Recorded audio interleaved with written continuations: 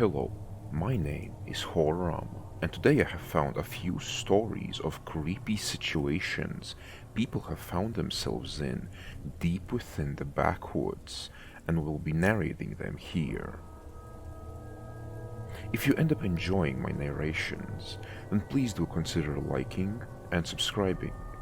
But either way, let's get into the narrations. The first story has been posted by user Callie889. Now, my grandma used to take me camping when I was a child, and I did a girls' camp in the summer in the mountains when I was a preteen, where my friends and I would often wander off into the woods together. As a child, I played in the woods for hours with my brother. It was always fun and always felt safe, and never eerie or creepy. Most of my time in the woods as a child and teen was joyful, fun, and adventurous. I'd like to share another experience where a friend and I had a bad feeling others dismissed us, and there ended up being a reason why. When we were in our 20s, a friend of mine in DC organized a women's survivalists training camp for a group of our female friends. Maybe around 7 or 8 of us, I can't really remember. I had never been to West Virginia, but the land was beautiful and the roads were terrible. We had rented a cabin at a campground with multiple cabins on site, and during the day, our guide and teacher would take us out and teach us cool things, like local medicinal plants or how to make rope out of milkweed. A West Virginian extended family was having a large family reunion at the same time, and 2 or 3 of their girls, about elementary school age, started hovering around our classes. To be around the big girls, I assume. And they already knew most of what we were learning. We had a great time in the woods and on the land with no creepiness the first night. On the last night, however, the owner of the cabin had a big bonfire with hot dogs and marshmallows to roast and cider, and everyone who was renting a cabin was invited. It was after dark, and it was either a longish walk or a short drive, but on the campground land. So, my friend A and I decided to walk. We were having a nice walk and a nice chat when suddenly we got a bad feeling, and we both went quiet at the same time. We acted nonchalant, but glanced around to see whatever could that be. On our right was a cabin that looked deserted. It was totally dark, no lights on, no lantern out, but there was a single spot of light. The red embers of a cigarette burning. We could barely make out the figure of a man sitting there in the dark, smoking. We stayed quiet but picked up the pace. We checked in with each other once we approached the big house and were finally in the light of the bonfire. Was that creepy to you? Yes, that was very creepy. Had we felt this creepy before out here? No, it was a calm and safe environment all of the time before this. The land had never felt creepy to us before, but the guy sitting there in the dark had given off a terrible, menacing vibe, even 20 feet away before we even saw him. We told some of our friends, and they just laughed it off and told us we had been afraid for no reason. It was perfectly safe here, they said. He was just another camper, probably with that West Virginian family. We were just paranoid, they said. Other than that, we had a great time at the bonfire, chatting with the other campers and with the owners, who were very nice. When it came time to call it a night, the owners offered to drive us back, and A and I happily agreed, wanting to avoid another walk by that terrible cabin. We got back safely, without incident, and the owners wished us a good night. Now, our cabin had two levels, the ground floor and the loft level. The ground floor was one big, open room with a few beds, and if I recall correctly, a table and chairs, and a fridge, and maybe a stove. I was on the ground floor with about 3 other girls, and A was on the loft level with 2, or maybe even 3 other girls. I often have insomnia, and I did that night, so I just stayed awake in the dark while everyone else fell asleep around me. I was awake for hours, just thinking, until I heard the crunch of gravel outside, like someone was walking on it. I nudged my friend, V, who was the closest person to me. "There's someone outside." V mumbled and told me it was just a deer and to go back to sleep. Okay, V was of no help. I got out of bed and crawled over to the window to see if I could see a deer outside, crunching on the gravel. What I saw instead was the red glow of a cigarette, and could faintly make out the silhouettes of 2 men in the darkness. Now, the cabins were not close together. They weren't far, but they weren't close at all. We were on a bend of the camp road where there weren't any other cabins. The closest one was a short walk away, but it wasn't like running across the street or next door or anything, and not visible behind the trees and the brush. Anyway, the closest cabin was far enough away that there was no reason for 2 guys to be smoking about 100 feet behind our cabin in the dark. I nudged V again. "V, there's 2 guys out there." "Shut up, it's deer, go to sleep." Now, my boyfriend at the time had basically bought me all of REI to go on the strip. Our guide had asked us to bring a large knife, and he had bought me a large hunting knife, but also a little camp hatchet. I don't know what I thought I'd be able to do with these, but I grabbed both, and just huddled under the window in the dark, waiting. Suddenly, a car alarm went off. All the cars were parked in front of the house. Groans came from the other girls to turn off the car alarm, or asking whose car is that. A said, "I think it's mine," and found the key and turned off the alarm.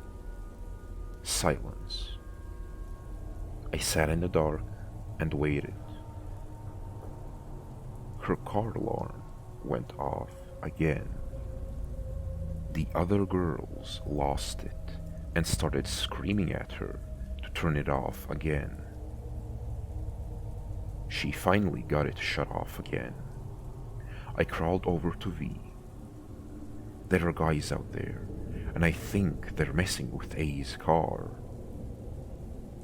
Shut up, it's just a deer. Go to bed and leave me alone. Okay then. The car alarm went off again, and the girl started screaming at A once again. And once A turned her car alarm off, it went on again.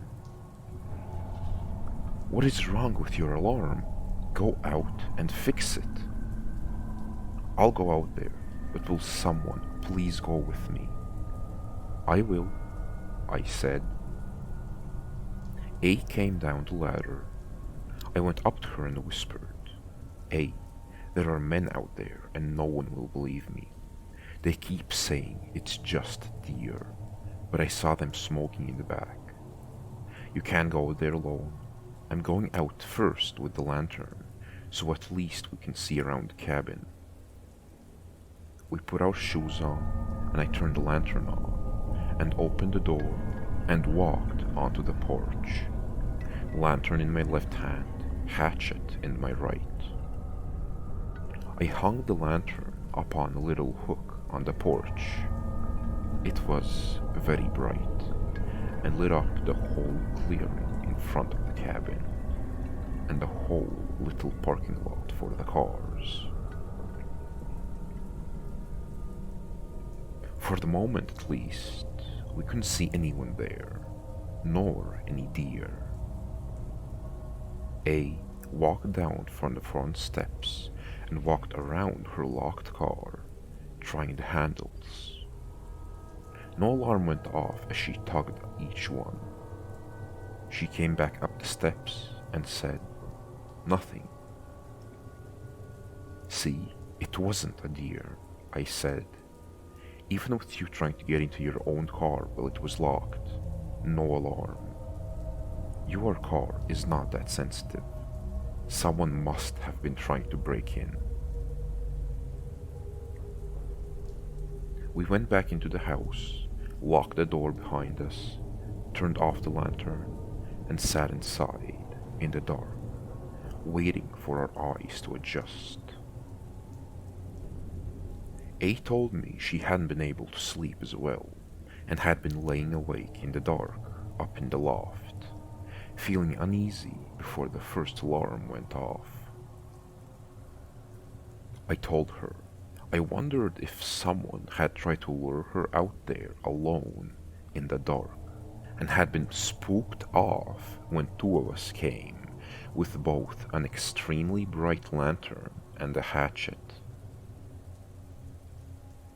We stayed there together, quietly chatting, in the dark, for hours, waiting to see if anything else would happen again. The car alarm did not go off again.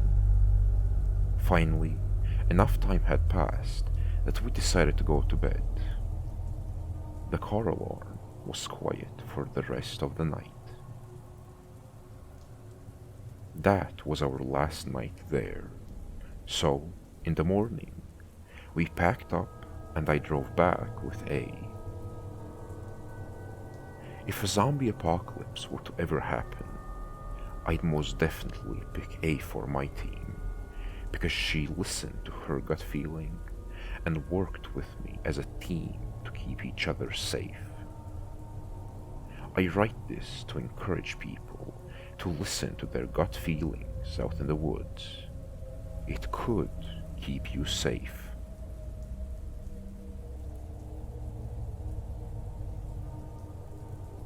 The second story has been posted by user Callie889.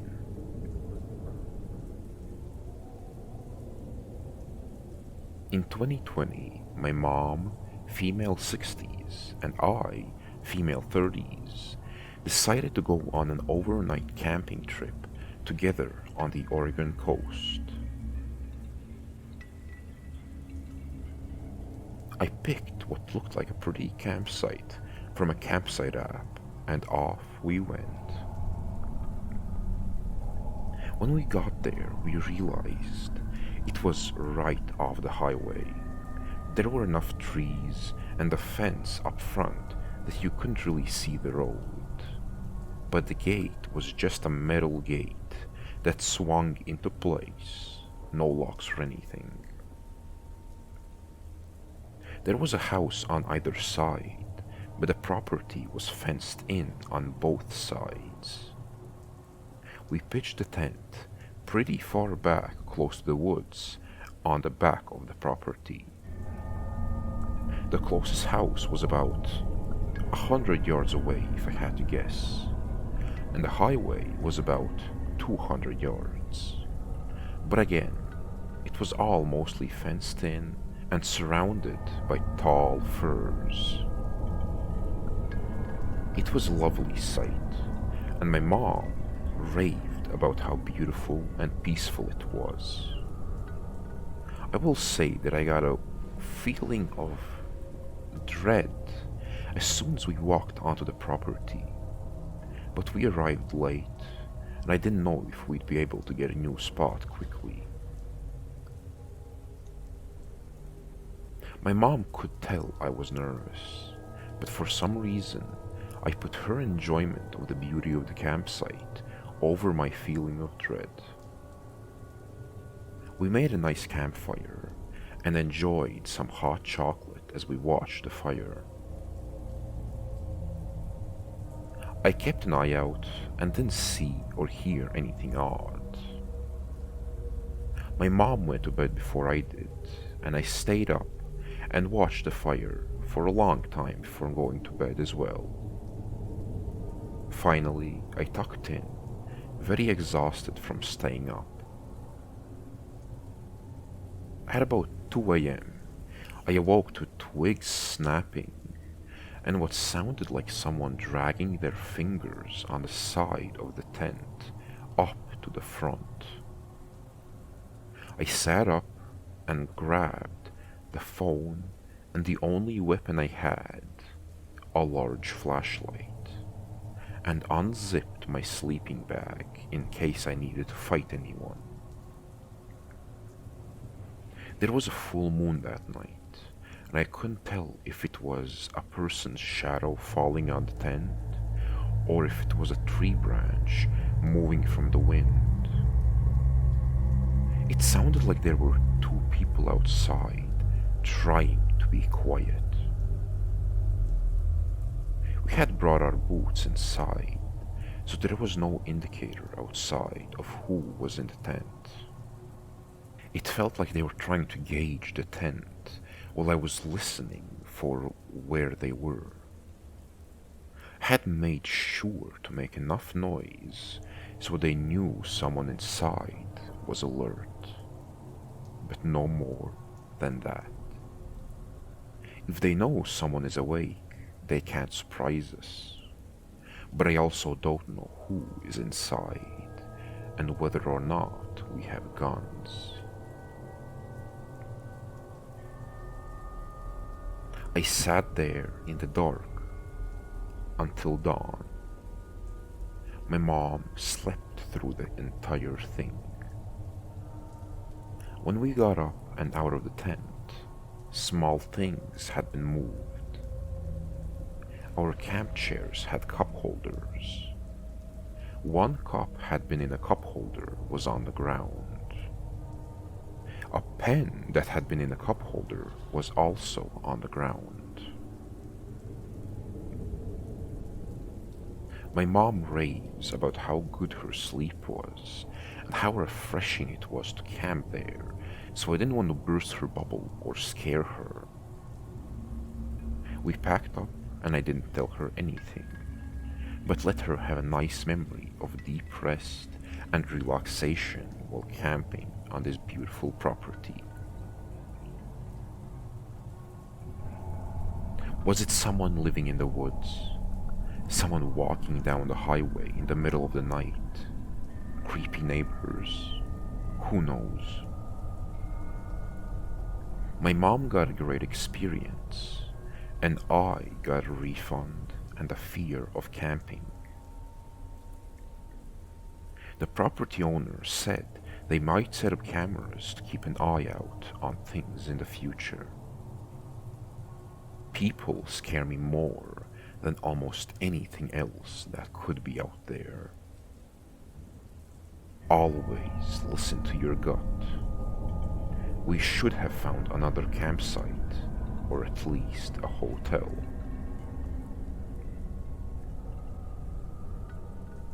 I hope you enjoyed this journey with me into the creepy tales of the backwoods. I must remind you, the next time you venture out into the wilderness, to be aware of your surroundings and listen to your gut. Who knows what kind of spine-tingling experiences await you out there. Until next time, stay safe and keep exploring the strange and mysterious world around you.